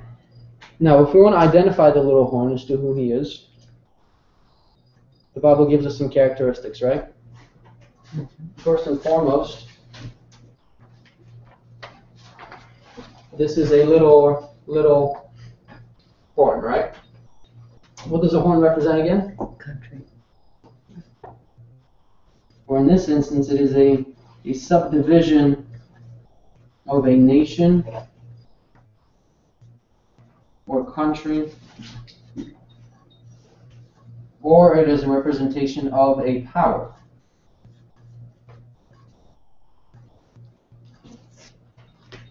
Subdivision of a nation or big power. And I think this prophecy really exemplifies that. It's the opposing horn. God's horns are the trumpets, and these horns are pointy horns, animal horns. Not pleasant horns. No. Okay, so the number one thing, what can you tell me, the number one thing that would help us identify this power? I'll write it down as number one. Well, the time it rains, right? Or no? Eyes and a mouth. The time it rains. What'd you say, Anita? Eyes and a mouth. Okay, save that for a little bit. I want to save that for near the end. The number one thing, I guess the most general. When we look at this prophecy, there are 4 beasts, right? But the little horn is not an entity in and of itself, right? In a matter of speaking, it is, but it is still a part of. So it comes out of another power. Right, it is How's that? part of which power? Rome. Imperial Rome. Right, so it is part of the 4th beast. It is still part of the 4th beast. What does that mean? It has its name, or part of its name. Okay, if it's still part of Right. if it's still part of the beast, it means that it's still partially Roman. Right. That's why they call it the Holy Roman Empire. Holy Roman Catholic Church. That's right. It's partly Roman, so it retains part of that identity. Roman. Yeah, it's pretty ironic that they call themselves the Holy Roman Catholic Church when it was the Romans that crucified Christ. Yeah, That's a bit of an irony right there. that kind of amazes me how, and I used to be Catholic, so I'm not, it amazes me how most people don't even see it. Mm-hmm. Yeah, when you They look at don't it. add 2 and 2 together. They don't even look at their own history. When in reality, it's quite clear. They're not inquisitive at all now. I was. A lot of people, they want to go the way of their fathers or mothers. That's the way that's what I try to talk to this guy for 3 years, and he finally says he wants only the New Testament. He don't want nothing to do with the Old Testament. Okay, go the way of your fathers. I asked a lot of questions when I was growing up, Part of it. Keep them and someday, nobody could come answer on. my questions. They all answered the same, no matter what religion it was, until I met a Seventh-day Adventist. Some were meant to come out, I guess, and some aren't. And some will come out when the time comes. Some people will take that loud cry, to wake them up. But the surprising thing is Joan Stocker was an Adventist. She went back. Okay, so if this system is Roman, what can you tell me something about it? What is it going to have as a part of it?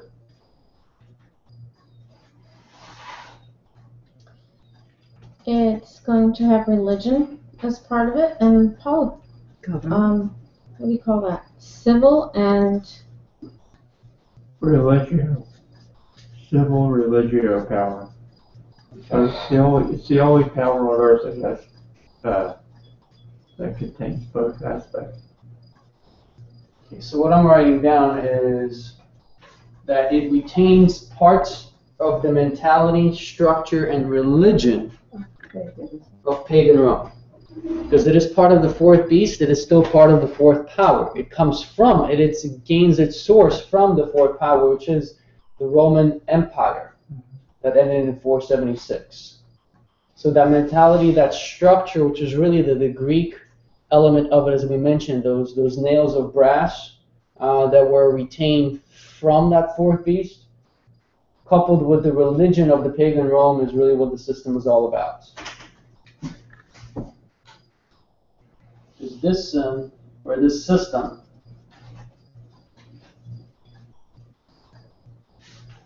is really the system of the invincible God, who is Mithra. Mithra, the invincible sun god. Oh, that's what the church called itself, or took on? Well, that's really what it is. It's a cult. That's how it was called in Rome, yeah, in pagan Rome. Yeah, I wish Rosemary was here for this. So all the people that were running those temples jumped into the Catholic Church and. Well, there was pretty much, because there was a dilemma, right? Well, now we're kind of changing from a mainly civil power to a spiritual power, but now we have a different system. Instead of pagan, you have Christian. The two are diametrically opposed. So what do? Because They there's paychecks melted it. involved. Right. Yeah, in order to retain the structure and the cohesiveness within the empire, let's try to compromise the two and mix the two together. And it's devious. Literally everything we see in Christianity today came in at that time. So the cult of sun worship. So we'll kind of dive into that a little bit more because I want a certain person to be here when we do that. Okay, so it's the cult of sun worship, which is why we see all the sun discs in there. Okay, so number one, it is part of the fourth beast. It is a Roman power, thus the name, the Roman Catholic system. Okay, what else? Historically, when does it come onto the scene?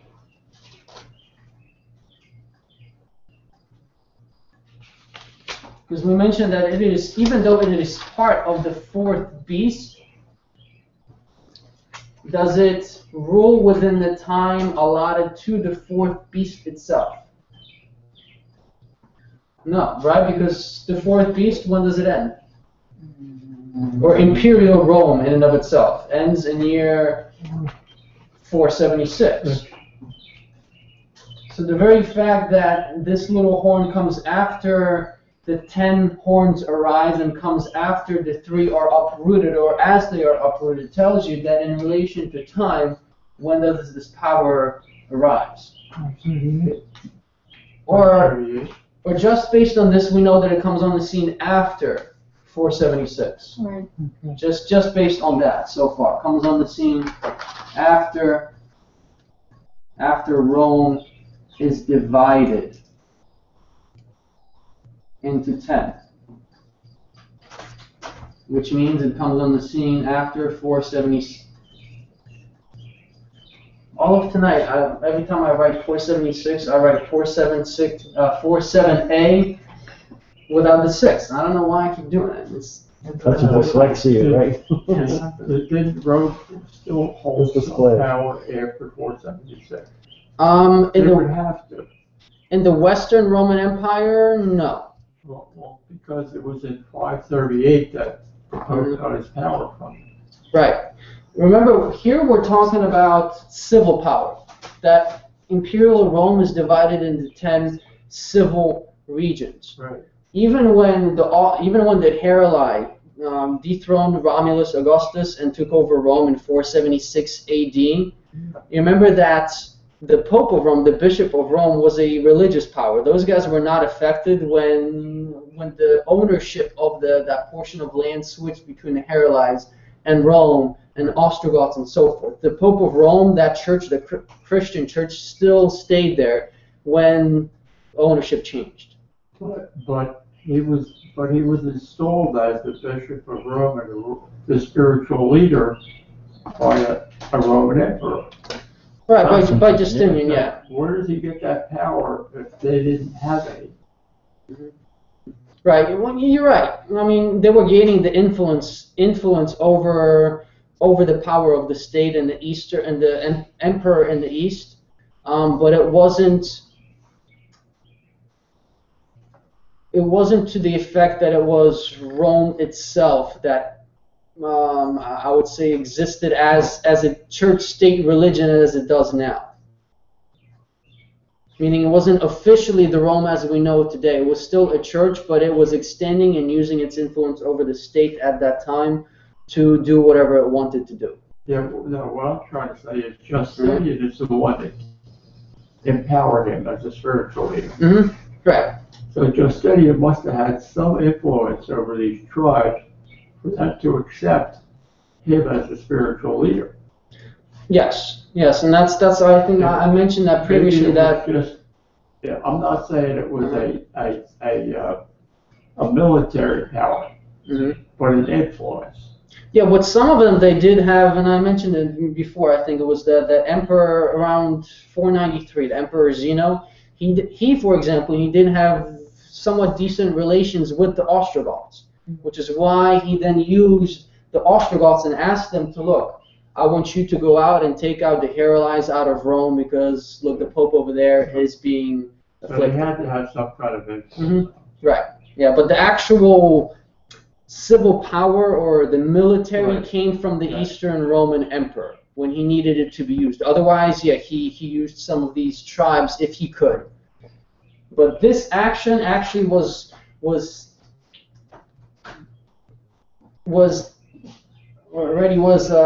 executed by the Eastern Roman Empire.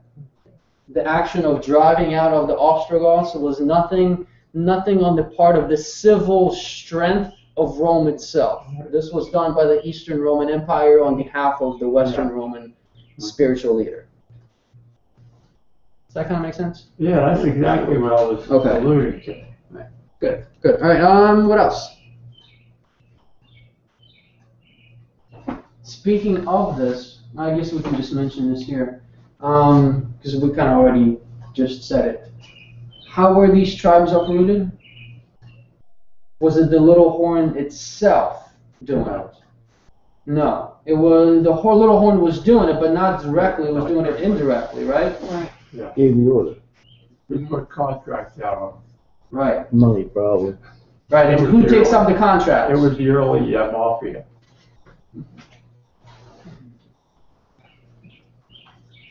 So Always is. who takes the contract? Huh? Who takes the contract and actually carries it out? Civil. Right. Right. So the other identifying factor is that it uproots the tribes using what? Civil powers. Mm-hmm.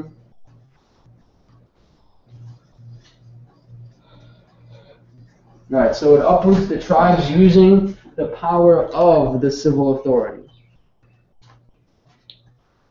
And again, that was the Heruli in 493, the Vandals in 534, that was again at the request of the Pope, and then in 538 for the Ostrogoths under Pope Vigilius. You know, I guess if the Pope okayed it, they can't do no wrong, right? Yeah. That's what they're thinking. Oh, we go okay. Although, and I'm going to come back to this point next week, because hopefully, Rosemary will be here. But it kind of makes sense to me, because remember what happened in 533? Just 5 years before the Ostrogoths were driven out. Remember what Justinian did concerning the Pope? What did he say concerning the Pope? He said that now the Pope is the moral leader of all the world, of all the religions, right? And so in 534, leading up to 534, after he said this, the Pope of Rome, Pope John II, basically said, well, look, you said that I'm supposed to be the authority over here in the West. Look, Ostrogoths are still in Rome. What are you doing, man? You got to help me out. Or actually, that was about the Vandals. Look, the Vandals are coming up from Africa, from the north. They're coming into Italy. They're ransacking our places and stealing our things and our wealth. What are you going to do about it? If I'm going to be the leader of the world, as you said a year ago, we need this done. We need this place cleared out. And that's what happened in 534 and then 538. We already know the story about that. What else about the little horn? We already mentioned it's a Roman power. It comes on the scene as an entity after 476 AD. It uses the power of the state to uproot the three tribes before it. What else? Something general.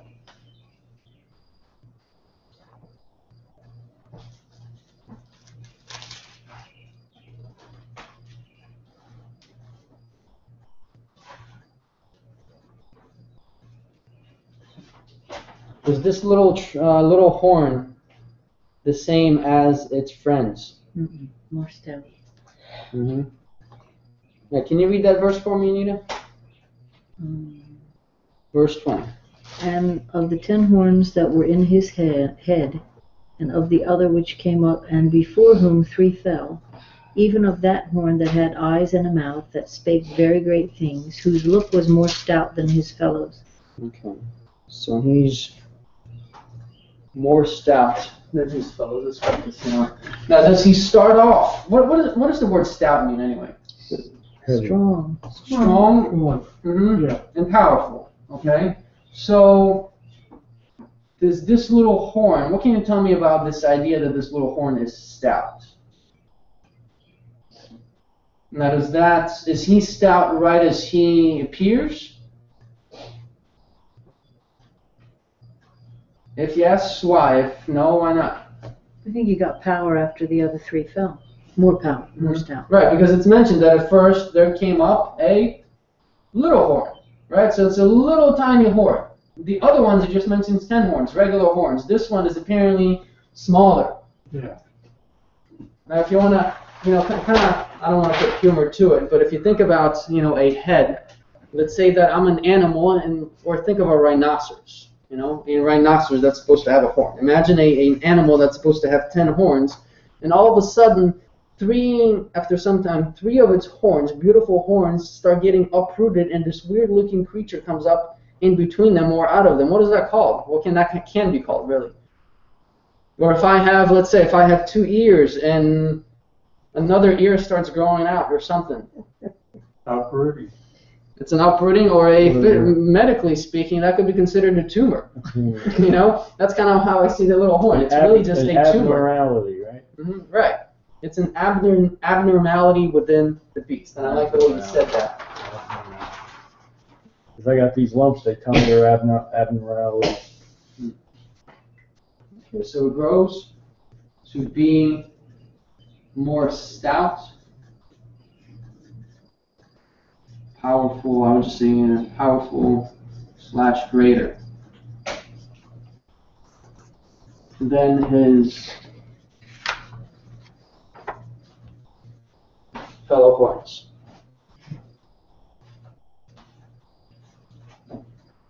So it starts out really small. It was just the area in Rome where the Pope resided. It starts out tiny, but with time, it overshadows all the other ones that were before him. In fact, by the time we get to the 11th century,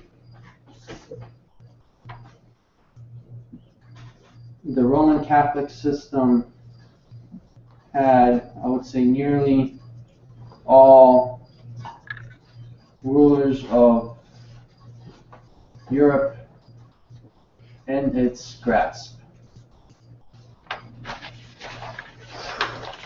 So remember, this power didn't start out immense. It didn't start out big. How do we think they did that? I give it the answer. How did they achieve acquiring that power? How did he manage to get the power over these much more powerful entities? Go on, tell us. Nobody has any clue. Banking. Oh, they all became Catholic, right? Mm-hmm. The nations. Excommunication. Mm-hmm. It was fear. It's threat of excommunication. Mm-hmm. If you don't do what I'm telling you to do, it's going to excommunicate you. That's right. And the people wouldn't stand for having a ruler that was excommunicated. Yeah, especially when they're sold on the idea that, look, there's a man down there over in Rome who has been set up as the vicar of Christ on earth, and what he says goes. If he says that this king is condemned because he doesn't obey God, then he's condemned and we're his subjects, so we follow suit. And that's why I mentioned that at first his control didn't start big, but by the time as darkness deepened and there was no access to the Word of God, men became sold in this idea that, look, this entity in Rome, in the Vatican, is the voice of God today. In fact, let me read you something from, I'm not sure which book this is from, but this is just a little excerpt as to how far this control went, especially with the rulers of Europe, who were so afraid of anything that the Pope might say that, they were willing to humble themselves unlike you would ever see. Henry II. Mm-hmm. And I mentioned the 11th century is because this is really when the Crusades started taking place. It wasn't really until here that we have the nations of Europe as we have them, and they're all very much sold in this idea. So Let me just read this for you here.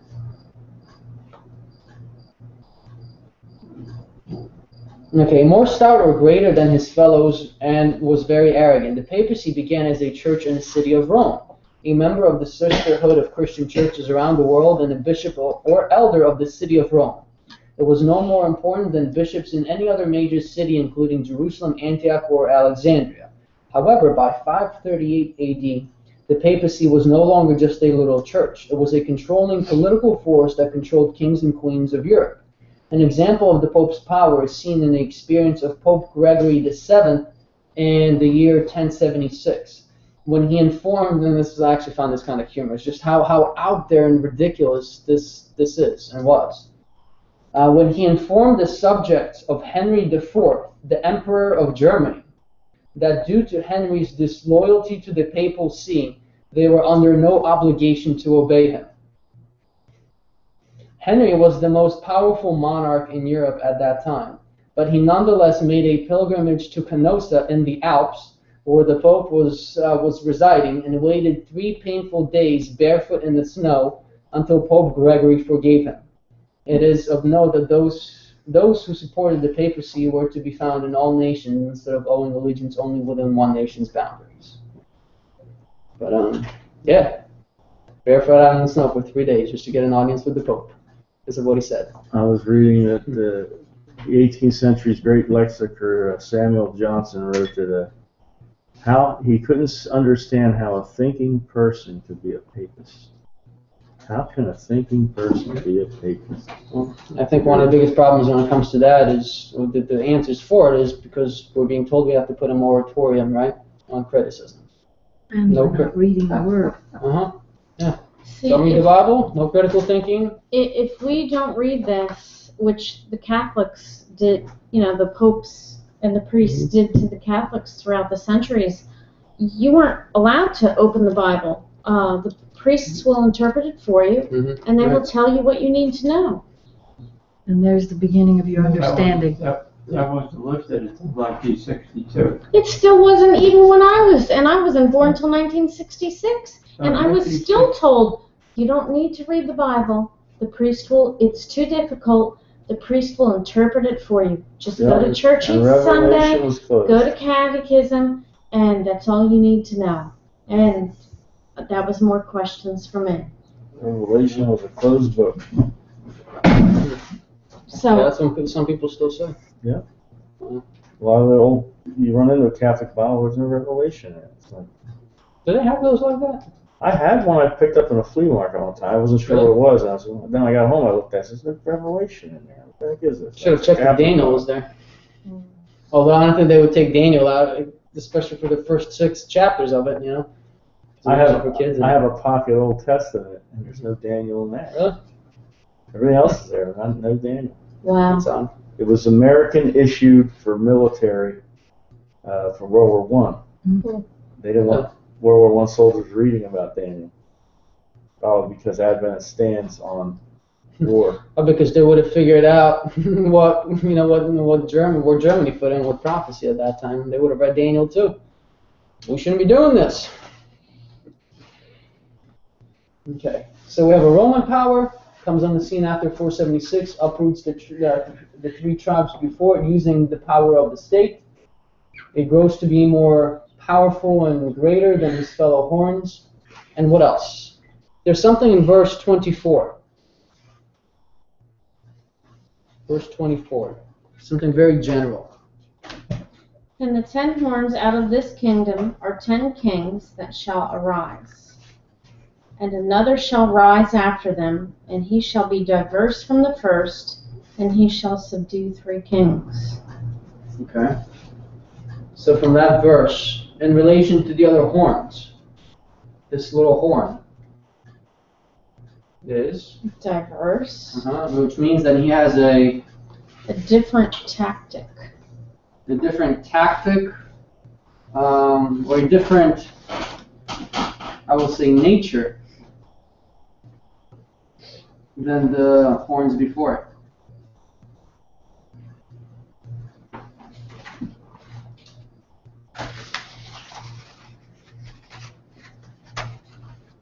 Now, what could this mean?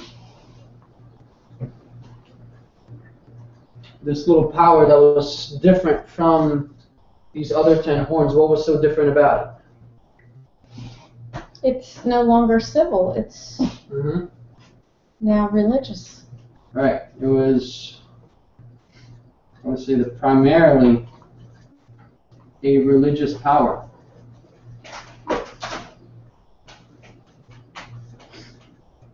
Which mixes church and state.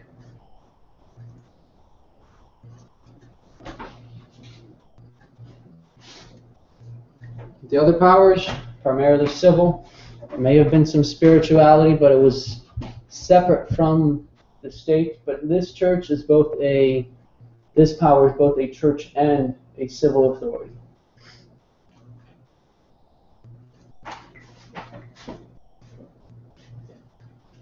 Okay, what else?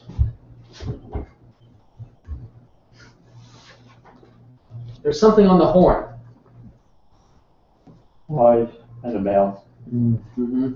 Alright, so it has eyes and mouth of who? A man. And what does that mean? That he can speak, That's amazing that a horn can speak, right? and he does.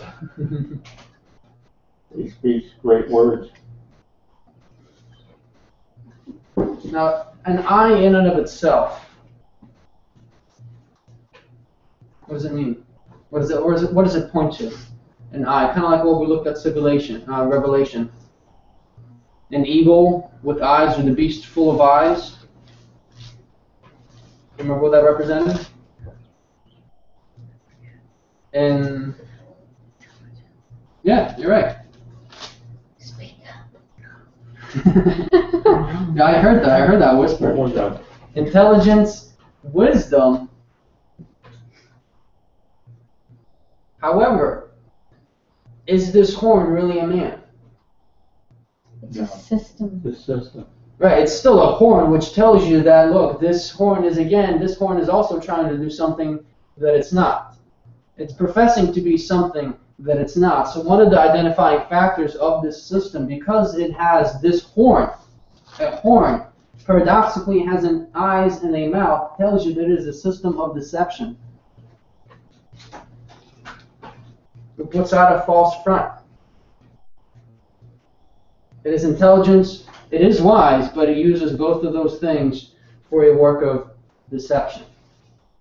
At the same time, the very fact that it has the eyes of a man also points to that this system, the focus of worship in this system is who? Man. It's man.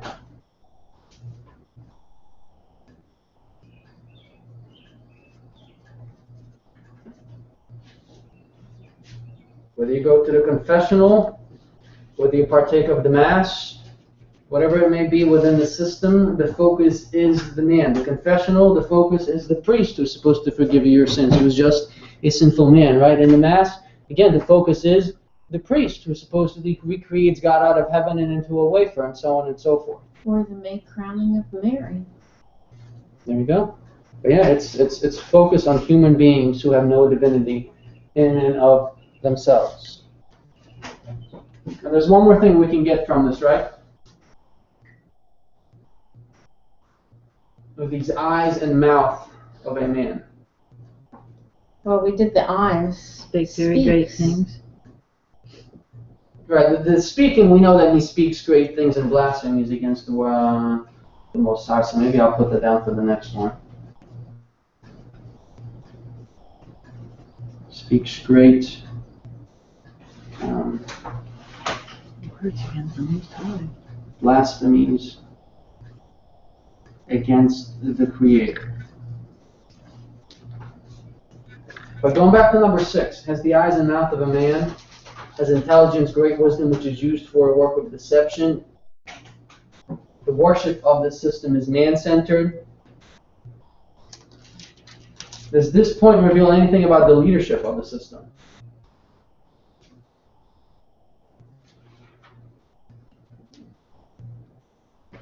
Who rules it? Visibly. Right, so does it have a... It's got a head. Who's on this head? It is a man, right? That claims You got it? claims to be God on earth, claims to be Jesus Christ. Right. So I will say that the leader of it claims. Well, he's the Antichrist. He could be either in place of Christ or against Christ. And in reality, it's both, right? Ways, huh? And in reality, it's both. Yeah. Because he's both in place of and against. So the leader of it claims divinity for self. Okay. You following me so far? Okay. I think these are pretty straightforward. No, I'm just thinking back, and I'm just amazed at how you're told not to do certain things, throughout your growing up, the mind washing. And then that's exactly what they're doing. Consistently. And it just... And it's difficult to say something to. Well, Yeah. it's because of tradition. Mhm. Yeah, we become very comfortable. That's our comfort zone. Right. Tradition. If the other horns had monarchs as heads, how that's a man too. How is this one different except speaking blasphemies? Or were by this time were they republics? Though you mean those powers? Yeah. I don't think those were yet. The tribes definitely weren't. Well, that is a good point. In Revelation, when we see a horn that is ruling on the scene with authority, it's actually depicted as having a horn. These don't have it. Perhaps it kind of connotates the idea that, look, when the little horn comes on the scene in 538, visibly he's really not that much of a person. It's his behind the scenes influence of reaching out to the emperor in the east, or this being that is the power, but visibly he doesn't have, he can just go out into public square, let's start a revolution, everybody gets going.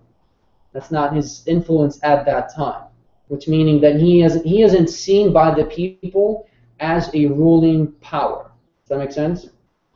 It's in Revelation. Civilly. Is that Civilly, okay? yes. Okay. Mm-hmm. It's not really until we get to the 11th century where the people know that, look, the Pope says this is like divine law, what he says.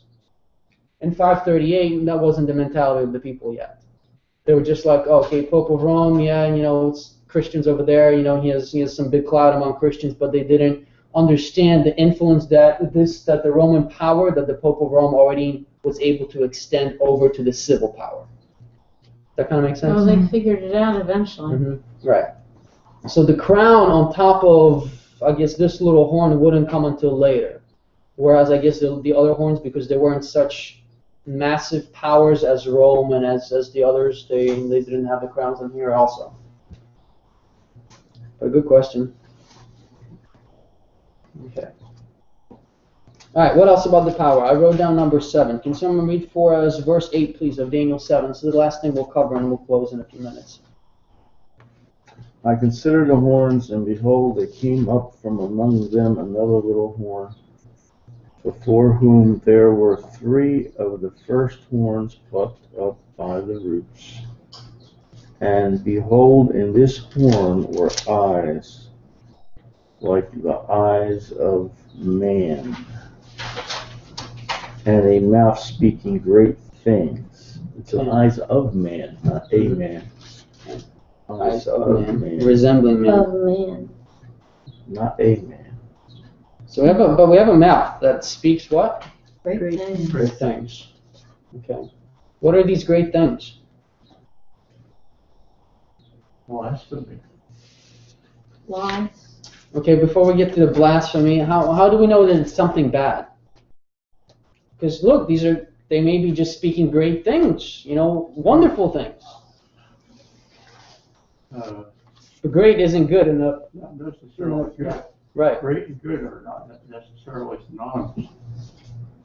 So before we figure out that this is blasphemy that it's speaking out, how do we figure out that what these great things are? Staying in this chapter.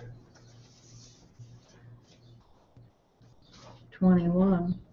Made war with the saints and prevailed against them. Okay. So he made war. We can connect that, but it's not a direct connection, right? So that helps. Well, what else? Look at verse 25. Against the Most High. Alright, so here we see that these great things that are being spoken, they're not actually good. They're bad because they're being spoken against the Most High. So what is he speaking?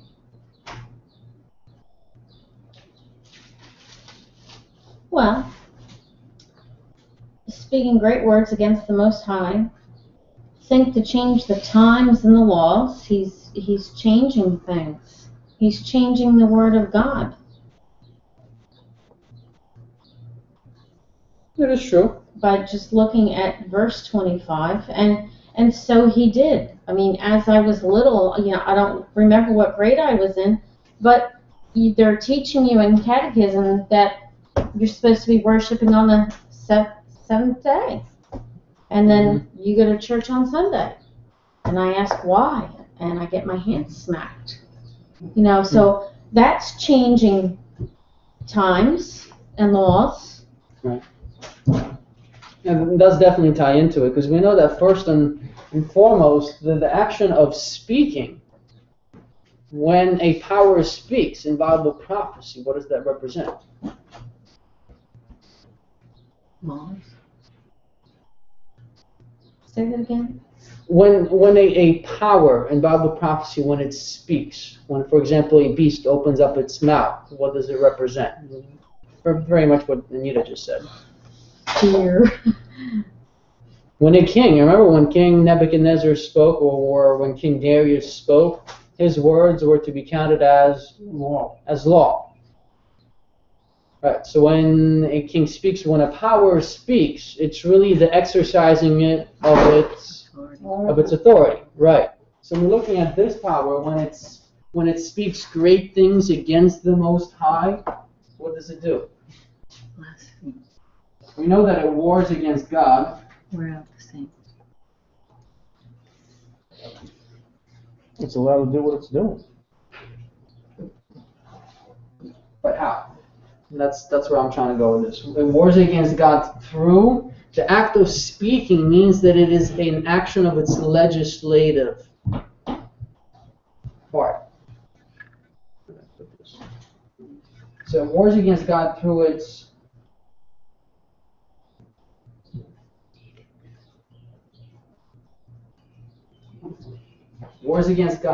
civil and legislative influence.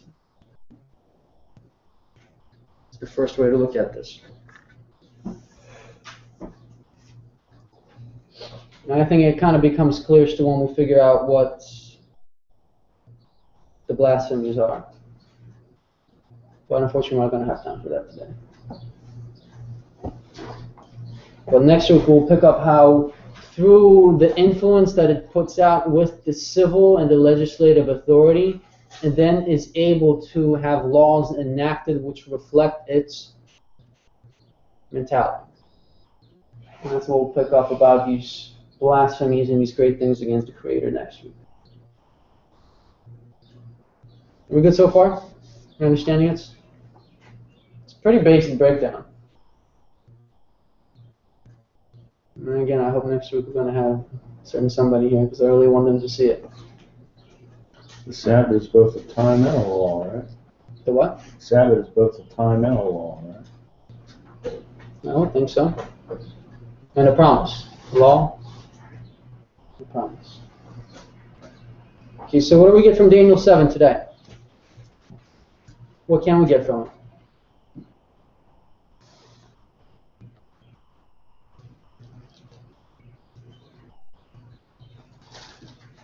Anything? History. There have been two powers working through history, right? Satan and God.